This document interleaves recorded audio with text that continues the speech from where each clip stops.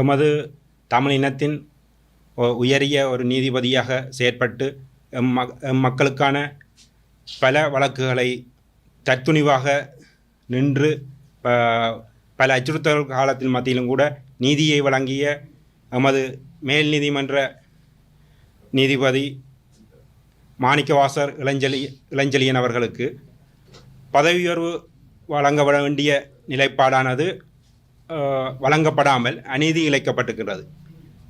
அதாவது 27 வருட அனுபவத்தை கொண்ட அதிலும் குறிப்பாக 15 வருடங்களுக்கு மேலாக மேல் நீதிமன்ற நீதிபதியாக இருந்து தற்பொழுது மேன்முறையீட்டு நீதிமன்ற நீதிபதியாக உயர்வு கிடைக்க வேண்டிய ஒருவர் இங்கு அநீதி இழைக்கப்பட்டிருப்பது மிகவும் கவலைக்குரிய ஒரு விடயமாக இருக்கின்றது.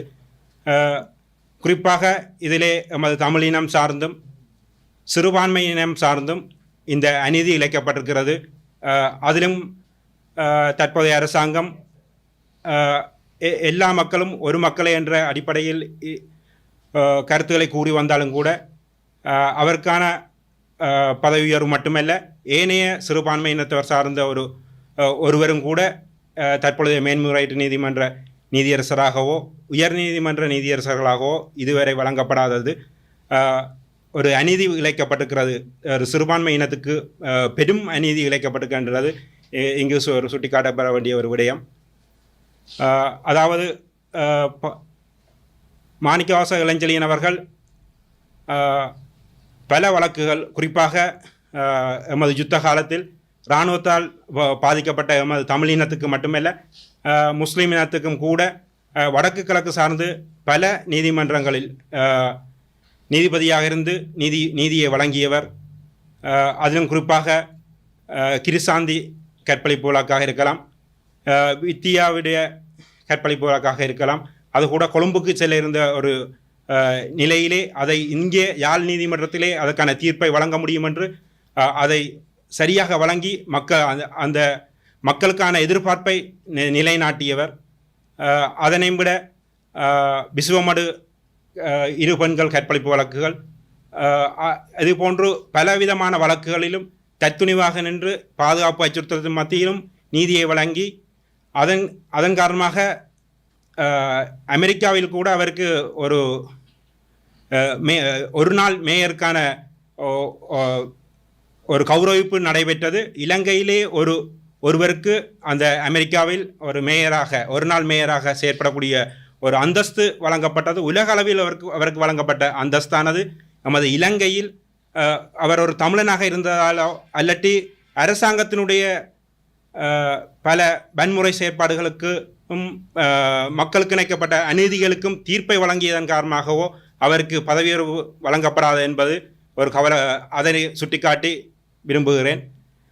அதிலும் குறிப்பாக இந்த மஹிந்த கோத்தபாய அரசாங்க காலத்தில் பல அநீதிகள் இழைக்கப்பட்ட காலத்தில் அதற்கு தத்துணிந்து ஒரு நீதிபதியாக பல வழக்குகளில் இராணுவத்தாக இருக்கலாம் அல்லட்டி ஏனையவர்களாக இருக்கலாம் தத்துணிவாக உச்ச ஆயுள் கால தண்டனைகள், மரண தண்டனைகளை வழங்கியவர்.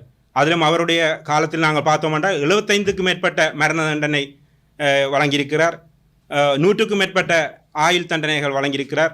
எனவே அவ்வாறான ஒரு சிறந்த ஒரு அனுபவமுடைய தற்பொழுது இருக்கிற மேல் நீதிமன்ற நீதியரசர்களில் ஒரு முன்னிலையில் இருக்கின்ற ஒரு நீதிபதி, முதல் நிலையில் இருக்கின்ற நீதிபதிக்கு இந்த மேன்முறையீட்டு நீதிமன்ற நீதியரசர் பதவி வழங்கப்படாமல் அவருடைய ஓய்வு பெறுகிற நிலை இருக்கும் மட்டும் இந்த நிலையை வைத்திருக்கின்றார்கள். எனவே ஜனாதிபதி அவர்கள் இதனை கவனத்தில் எடுத்து இதற்கான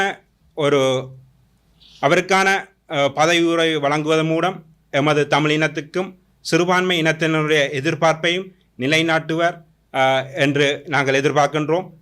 அதனை மிக விரைவாக நிறைவேற்ற வேண்டும் என்று சொல்லி எமது சிவில் சமூகங்கள் சார்பாகவும் எமது சிறுபான்மையின மக்கள் சார்பாகவும் கேட்டுக்கொள்கின்றேன். அவர் கடந்த அரசுகளாலே பல சந்தர்ப்பத்திலே பழிவாங்கப்பட்டவர். அவருக்கு கிடைக்க வேண்டிய பதவி உயர்வுகள் எல்லாம் தடுக்கப்பட்டது. அவருக்கு கிடைக்க வேண்டிய அனுகூலங்கள் அனைத்தும் தடுத்து நிறுத்தப்பட்டு அவரை ஒரு ஒரு மாவட்ட நீதிபதி என்ற மட்டத்திலே கூட வைத்திருந்த காலங்கள் எல்லாம் இருந்தது. ஆனால் இது ஒரு மிகவும் பாரபட்சமான ஒரு செயல்பாடு. ஜாழ் மாவட்டத்திலே 3 நாடாளுமன்ற உறுப்பினர்களை, ஏன் வடகிழக்கிலும் அதிகமான நாடாளுமன்ற உறுப்பினர்களை ஜனதா விமுக்தி பெரமுன என்று சொல்லப்படுகின்ற இந்த அரசாங்கத்துக்கு மக்கள் பிரதிநிதிகளை வழங்கியிருக்கின்றார்கள். அப்படி பிரதிநிதிகளை வழங்கிய இந்த சிறுபான்மை இனத்தின் சார்பிலே மிகவும் தகுதியுடைய தராதரம் மிக்க அவர் மேல்முறையீட்டு நீதிபதியா வருவதற்கு மட்டுமல்ல, அதையும் தாண்டி சுப்ரீம் கோர்ட் உச்ச நீதிமன்ற நீதிபதியாக வரக்கூடிய தகுதி, வல்லமை, ஆற்றல், திறமை அத்தனையும் படைத்த ஒரு மனிதனாக இருக்கின்ற அந்த நீதிபதி உண்மையிலே இந்த நாட்டிலே சிங்கள மக்கள் கூட அவரை கண்டால் கையெடுத்து கும்பிடுவார்கள். அந்த அளவுக்கு சிங்கள மக்களுக்கோ அல்லது முஸ்லிம் மக்களுக்கோ தமிழ் மக்களுக்கோ அநீதி இழைக்காமல், பாரபட்சம் காட்டாமல் இந்த நாட்டிலே சட்டத்துறையை, நீதித்துறையை செவனே செய்த ஒரு மகத்தான, துணிச்சலான ஒரு செயல் வீரன், ஒரு மானமுள்ள, ஒரு இனமுள்ள, ஒரு மரத்தமிழனாக, துணிச்சல் மிக்க ஒரு எழுச்சி நாயகனாக இருந்த எங்களுடைய நீதிபதிக்கு இப்படி ஒரு அநீதி இழைக்கப்பட்டிருக்கின்றது. இங்கே யாழ்ப்பாண மாவட்ட அமைப்பாளராக ஜேவிபியிலே திரு சந்திரசேகரம் அவர்கள் இருக்கின்றார், கட்சியினுடைய அமைப்பாளர். கடற்தொழில் நீரியவளத்துறை அமைச்சராக திரு சந்திரசேகரம் ஐயா அவர்கள் இருக்கின்றார். நீங்கள் யாழ் மாவட்ட ஒருங்கிணைப்பு குழு தலைவர். அந்த வகையிலே இந்த ஒருங்கிணைப்பு குழு கூட்டத்துக்கு செல்லக்கூடியவர்கள், இங்கே இருக்கக்கூடிய தமிழ் பிரதிநிதிகள், அது பாராளுமன்ற உறுப்பினர்களாக இருக்கலாம் அல்லது சிவில் சமூக பிரதிநிதிகளாக எவராக இருந்தாலும் இந்த விடயத்தை நீங்கள் வலியுறுத்துங்கள். நாங்கள் இந்த இடத்திலே அமைச்சருக்கும் நாங்கள் பகிரங்கமாக அறைகூவல் விடுகின்றோம். இது ஒரு பாரபட்சமான நடவடிக்கை. இதுக்கு நீதி வழங்க வேண்டும். அவருக்கு அவர் விரும்புகின்றார். அவர் ஒன்றும் அங்க காசு உழைக்கிறக்கோ அல்லது லஞ்ச வேலை பார்க்கவோ ஊழல் மோசடி செய்யவோ இல்லை. அவர் ஒரு நேர்மையானவர், ஒரு உன்னதமானவர், ஒரு உறுதிமிக்கவர், ஒரு துணிச்சலானவர். அவர் தனது பணிகளை செவ்வனே செய்து வந்த வரலாறு இந்த நாட்டிலே அனைத்து மக்களுக்கும் சொல்லப்பட்டிருக்கின்றது.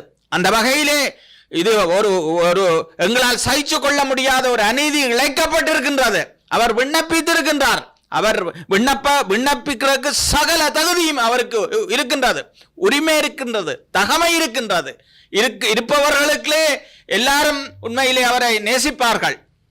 இளஞ்செழியனுக்கு அப்படியான ஒருத்தருக்கு கொடுக்க வேண்டும் என்று மற்ற நீதிபதிகள் கூட விரும்பக்கூடிய ஒரு மனிதனை இப்படி புறக்கணித்ததை இந்த சிவில் சமூக தீபக சிவில் சமூக சார்பிலும் யாழ் மாவட்ட சார்பிலும் நாங்கள் வன்மையாக உண்மையிலே இதை கண்டிக்கின்றோம்.